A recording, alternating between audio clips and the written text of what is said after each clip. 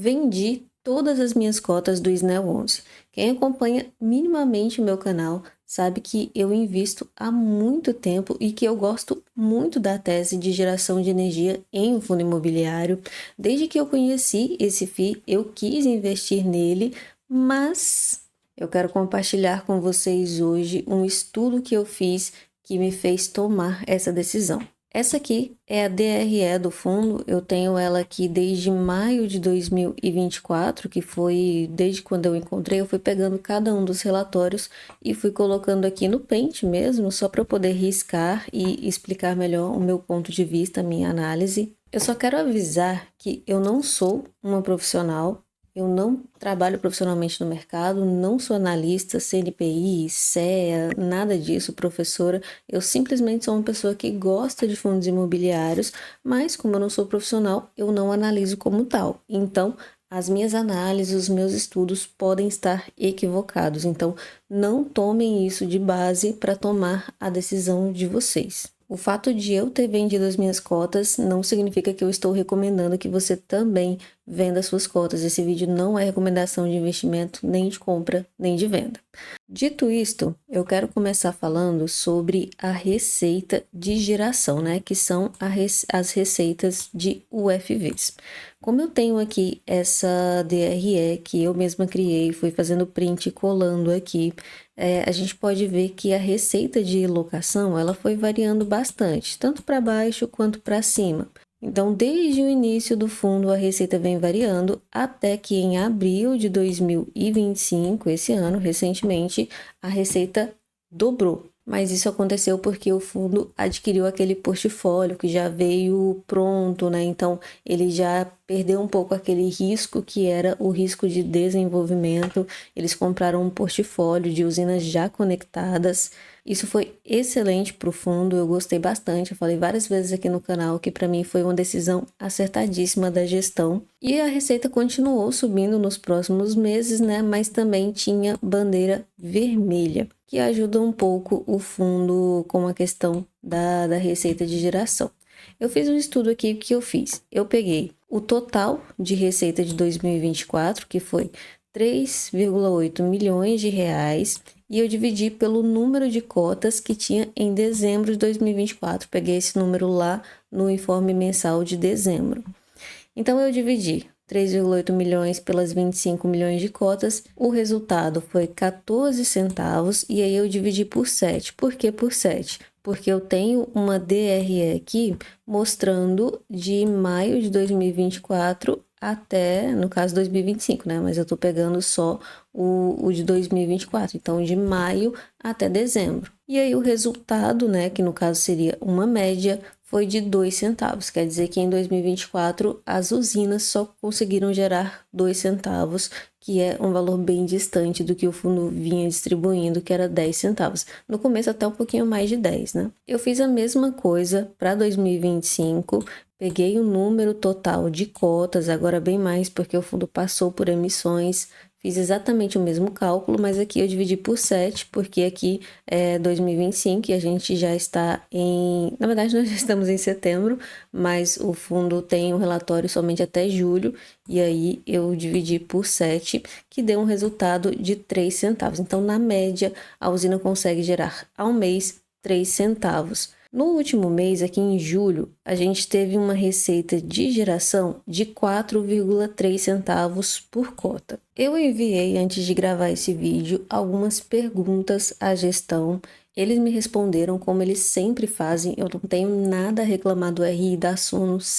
Eu mando uma mensagem no dia, no outro dia, mais tardar 2 dias, eles sempre me respondem. Já conversei com o Guilherme, que é o responsável pelo fundo.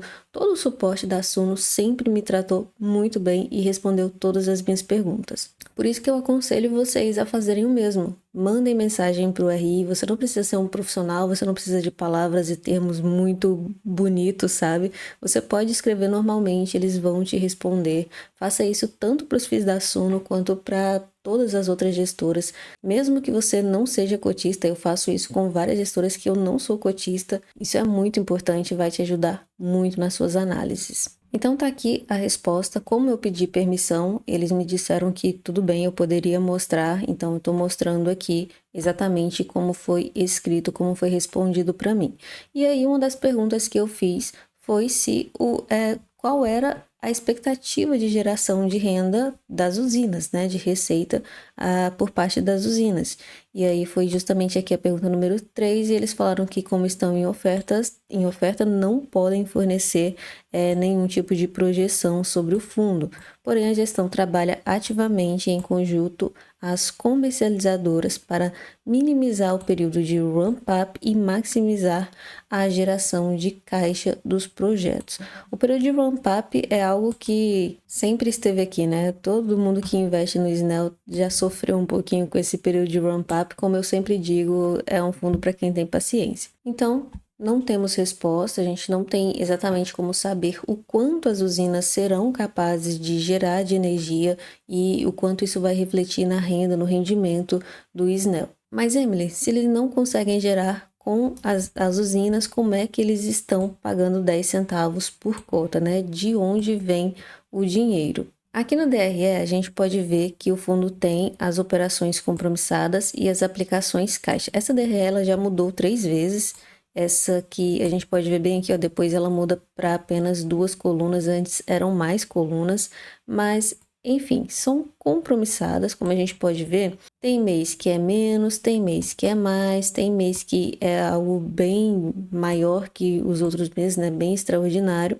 Esse mês de julho, o último, foi super extraordinário, né? 10,2 milhões. Não sei se dá para ver, eu risquei bastante aqui. E por que que essa receita, especificamente esse mês, veio tão alta? Foi uma das perguntas que eu fiz. Foi a pergunta número 1, né? As receitas financeiras, em parte, são do rendimento do recurso aportado na oferta e parte do resultado financeiro de movimentações financeiras. Ou seja, eles receberam lá os recursos de quem exerceu o direito de preferência, alocaram em caixa, em algum fundo, de alguma forma receberam um rendimento por isso. Pelo menos foi o que eu entendi. Já se passaram 2 anos, quase 2 anos. Claro que o primeiro foi de lock-up, né? Praticamente não conta porque era um período de obras, mas depois disso veio problema em cima de problema, é um fio que o rato rói, é um transformador queimado, é uma placa suja, é isso, é aquilo. Resultado, as usinas não conseguem performar bem. Mas isso não é o motivo da minha venda, até porque se o rendimento do SNEL cair até uns 8 centavos, se você parar para pensar, ainda vai ficar pagando 1% ao mês. Então não é uma coisa, nossa, horrível. Na verdade é muito bom. Sem contar que a gestão sempre conseguiu repor o caixa, mesmo quando todo mundo pensava, não, agora realmente não vai conseguir, vai ter que cair rendimento, e eles conseguiam repor. O maior motivo mesmo da minha venda foi esse aqui, o CRI Portfólio Solar, né, que tem uma indexação a CDI e ele representa 32,5% do patrimônio líquido do fundo. Eu perguntei também sobre esse CRI, perguntei sobre as garantias, sobre as taxas, e aí eles me responderam aqui. Eu vou até ler completamente. O CRI foi emitido pela NK 312 Empreendimentos e Participações SA, atualmente denominada Suno Energias Limpas Projetos Maduros SA. A dívida possui como garantia os projetos São Bento Abade, Liberdade e Mundo Melhor. A taxa é de CDI mais 3%, porém, como mencionado, eles mencionaram aqui em cima que eu não li aquela hora, mas eles falam aqui que 100% do CRI Portfólio Solar e 100% do capital social da NK 312 é do fundo, né? O fundo é detentor de 100% desse CRI. Considerando que o SNEL possui tanto a SA como o CRI, o resultado efetivo hoje é da performance dos projetos em si, devendo a reorganização societária ocorrer em breve. Na minha cabeça, a gente recebia nessas receitas financeiras juros e correção monetária do CRI. E esse CRI era de uma empresa que estava construindo as usinas, mas não que o SNEL era o dono dessa empresa. Eu vou falar a verdade para vocês. Foi aqui que eu decidi vender as minhas cotas. Eu já avisei no começo do vídeo que eu não sou profissional, então eu não analiso como uma profissional. Mas eu não posso investir em um ativo que eu não entendo. Eu não entendo como é que o fundo tem um CRI que foi emitido por uma empresa da qual ele é o dono. Quem é que está pagando? Eu tenho um vídeo aqui no meu canal que eu fiz quando teve aquela assembleia do SNEL para aprovar vários itens e um deles era para aprovar se o fundo poderia mudar de um fundo de desenvolvimento para um multiestratégia. E aí, de forma que a classificação Ambima passará a ser tipo Ambima, multiestratégia, gestão ativa. Esse item eu vou reprovar, já vou até colocar aqui, reprovo. Eu não concordo. Eu acho que quando você analisa um fundo, e aí, por exemplo, a gente analisou, é um fundo que vai investir em energia solar, vai ter usinas, não sei o quê. Eu não acho justo mudar o fundo, ser multi-estratégia. E aí eles vão começar, não, a gente vai colocar um CRI. Então eu mostrei a minha votação e eu deixei bem claro que eu não gostei de o fundo ter mudado para multi-estratégia. Eu tinha, inclusive, nessa época, mandado um e-mail para a gestão, eu perguntei qual era a intenção mesmo, aí eles falaram que não iam mudar o objetivo do fundo, que era geração de energia.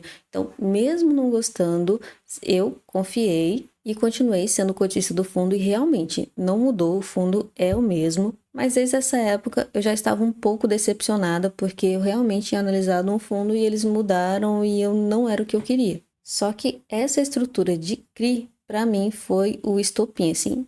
Mas é algo pessoal, tá? Não é recomendação. Como eu falei, inclusive, pode ser que eu tenha entendido mal, que eu esteja totalmente equivocada na minha análise. Eu realmente não entendi se é possível ter essa estrutura de CRI, porque na minha cabeça o fundo é credor e devedor dele mesmo, então não faz o mínimo sentido.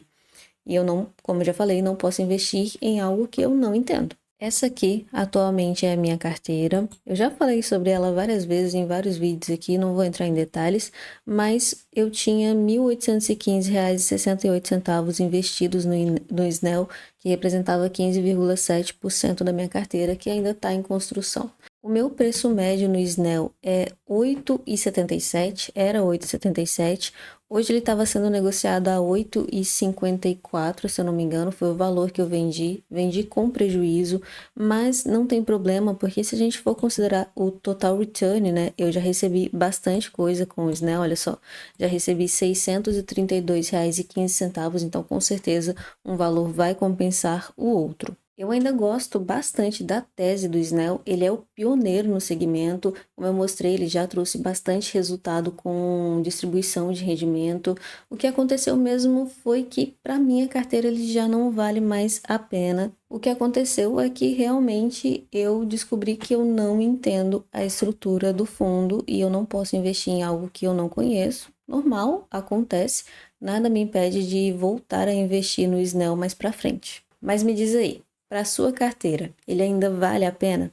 Deixa aqui nos comentários a sua opinião. Me diz o que você pensa sobre esse fundo, se você gosta, se você não gosta. Se você já sabia tudo isso, deixa aqui nos comentários. Aproveita para curtir esse vídeo, se inscrever no canal e a gente se vê no próximo vídeo.